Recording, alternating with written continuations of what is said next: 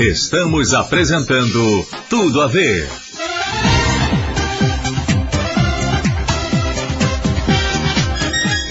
De volta com Tudo a Ver, 2h05.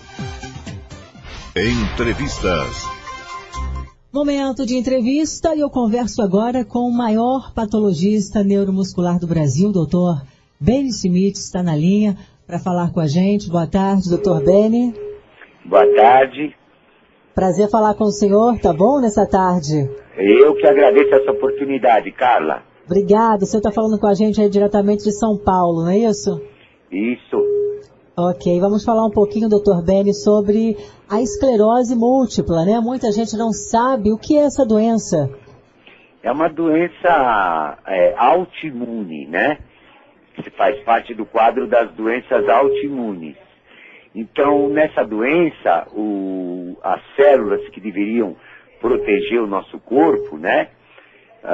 Elas, na verdade, elas atacam a mielina, que é como se fosse uma capinha de um fio de telefone, né?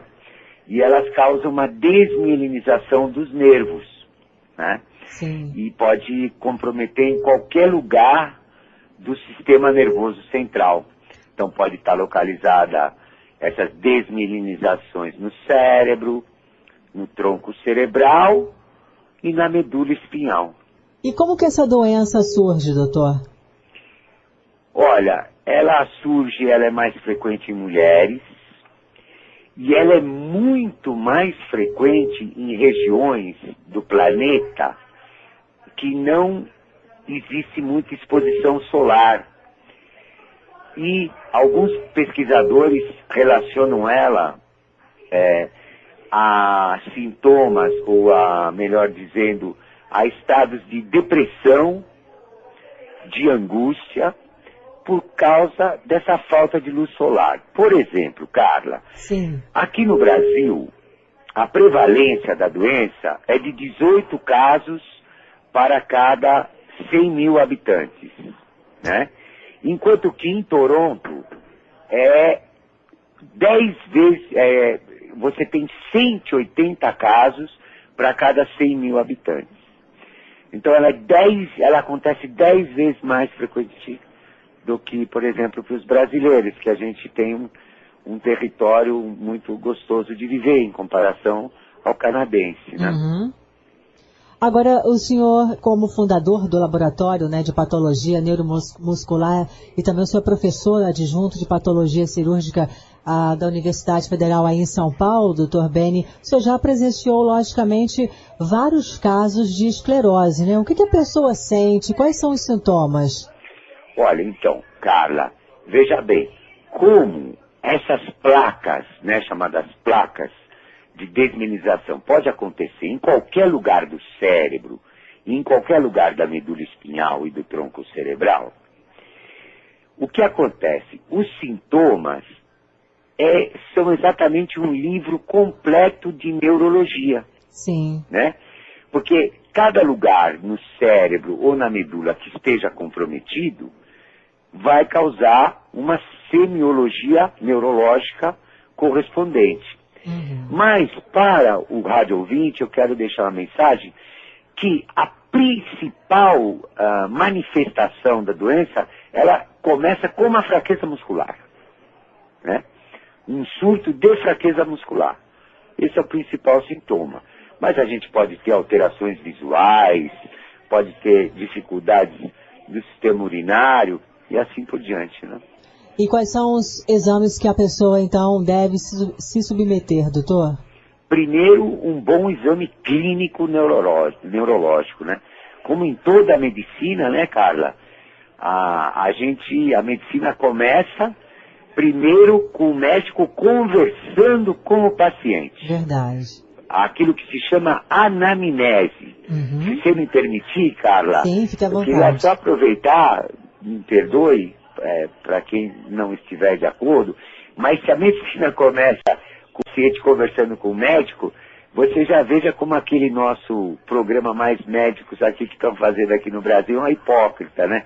Como é que pode um cubano, Carla, conseguir conversar fluentemente com um brasileiro humilde que mora distante, né? Se É a que não gente, eu entende a mesmo, língua, né?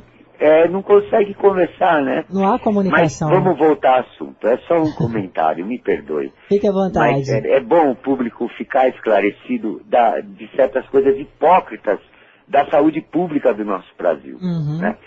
Mas olha, então, primeiro o médico tem que conversar, fazer uma anamnese, perguntar se essa pessoa já teve algum surto na vida, né? Depois, um exame clínico, precisa examinar o paciente. Os exames de laboratório são considerados exames subsidiários, né? E na esclerose múltipla é muito importante escolher um líquor, para ver as bandas oligoclonais, que são bem características, e fazer a ressonância magnética para detectar essas placas de desmielinização. Se você juntar os exames de laboratório com a história do paciente e com o exame físico, você faz um diagnóstico de boa acuracidade de esclerose múltipla. A esclerose múltipla, doutor, ela pode acontecer em qualquer idade? Ela pode acontecer em qualquer idade, mas ela é mais frequente ao redor dos 40 anos de idade, né? Entre 40 e 50 anos, ela acomete mais as mulheres, né? E numa proporção na literatura de 2:1, né? Sim. E o tratamento, como que acontece? É doloroso? É um tratamento demorado? Pela literatura, você tem o tratamento dos surtos. Sim. Os surtos, os médicos, os neurologistas costumam tratar com pulsoterapia, que são doses elevadas de corticoide intravenoso, endovenoso, né? Durante 3 a 5 dias, 1 grama, por exemplo, nos surtos. E fora dos surtos, existem várias medicações que evitam novos surtos, ou que evitam a duração do surto, né? Agora, na minha opinião, então, portanto, é uma opinião pessoal, trabalhando com reabilitação há tantos anos, né? Eu acho que a medicina falha no seguinte aspecto. Veja bem, Carla e rádio ouvintes, se a doença dá 10 vezes mais em quem está triste e deprimido, se a doença dá 10 vezes mais em quem não tem a luz solar, fica óbvio, né, que o estado de humor, né, e o problema íntimo pessoal da pessoa interfere para o surgimento de qualquer doença autoimune. Sim. Então os médicos deveriam, logicamente, a gente não pode desprezar o ganho da ciência nas medicações de última linha, né? Mas tinha que ter, na minha opinião, essa não é uma opinião da literatura, tá, Carla? Ok. Na minha opinião, eu acho que um paciente de esclerose múltipla, ele tem que ter um terapeuta do lado dele. Com certeza. Para ele aprender a perdoar os outros.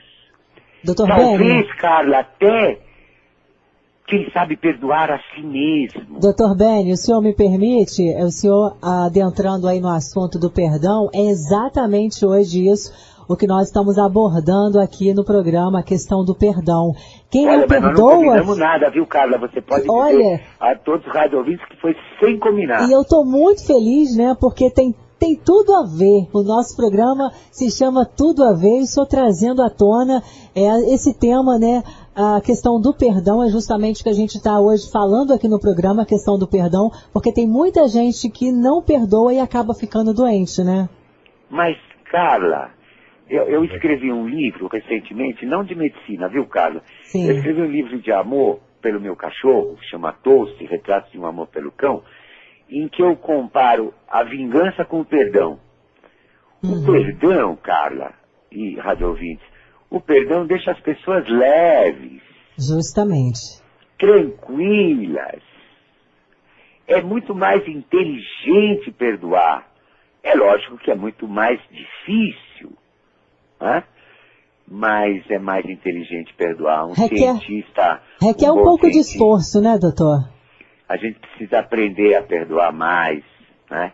E se vingar menos, contribuir para diminuir a violência no nosso país. O nosso país está doente e o nosso país ele não precisa só de conhecimento. Conhecimento a gente tem a vida inteira, né? Eu vou falar agora como idoso. A gente precisa de educação, a gente precisa de uma revolução filosófica no nosso país, né? Para combater a violência. Agora, voltando para a esclerose múltipla, Carla, eu acho que todo paciente tem que ter um psicólogo, um terapeuta, e vou dizer mais, com todo respeito aos médicos brasileiros, eu acho os médicos brasileiros, viu, cara, os melhores médicos do mundo. Eu fui professor de medicina na França, fui professor de medicina nos Estados Unidos, fui na Itália, muitos anos. Então eu falo com autoridade. O médico brasileiro é o melhor, porque ele ainda tem muito médico brasileiro humanista, em que o paciente não é um número, não é uma senha, né? Mas o médico brasileiro, não é por causa disso que muitos médicos brasileiros pecam. E eu já disse, eu dou em aula isso para os meus alunos. Os neurologistas têm que abrir um pouco o espectro do seu pensamento e valorizar as psicólogas, valorizar os terapeutas. Na minha opinião, na nossa experiência, agora não é na minha opinião, nós temos um sucesso muito grande, Carla, em reabilitar pessoas com esclerose múltipla, que resgatam a marcha, por exemplo, que são cadeirantes e voltam a andar. Teve pessoas que perderam a visão e voltaram a enxergar, por exemplo. Maravilha, né? Então é bem gratificante essa profissão de participar de uma equipe de reabilitação. Para a gente encerrar, doutor Beni, tem cura a esclerose múltipla? Olha, eu acredito na cura da esclerose múltipla e nós tivemos pacientes que a gente considera curados. E eu quero deixar essa mensagem final para você e para todos os seus radioouvintes aí de Campos. Para a gente chegar na cura, a gente precisa olhar para dentro de si mesmo. Os pacientes precisam se resolver dentro de si, porque é uma doença autoimune. Essa doença, aliás, a medicina não se compra na farmácia. A medicina, a saúde, é um estado, é um estilo de viver. Com certeza. E a pessoa precisa se resolver. Eu acredito na cura para a esclerose múltipla quando a gente consegue associar a toda a ciência médica medicamentosa, mas a pessoa tem que resolver a si mesmo e aprender, quem sabe, a se perdoar. Verdade. Olha, muito obrigada, doutor Beni, pela sua participação. Me sinto muito honrada nessa tarde de conversar com o senhor e um grande abraço. Eu é que agradeço essa oportunidade, que vocês tenham um bom fim de semana. Muito obrigado, Carla. Obrigada, doutor Beni. Um grande abraço também. Um bom final de semana. Tchau, tchau. Agora 2h18. Doutor Beni Schmidt, considerado aí o maior patologista neuromuscular do Brasil. A gente fica muito feliz de conversar com ele, muito gentil, muito simpático. Rádio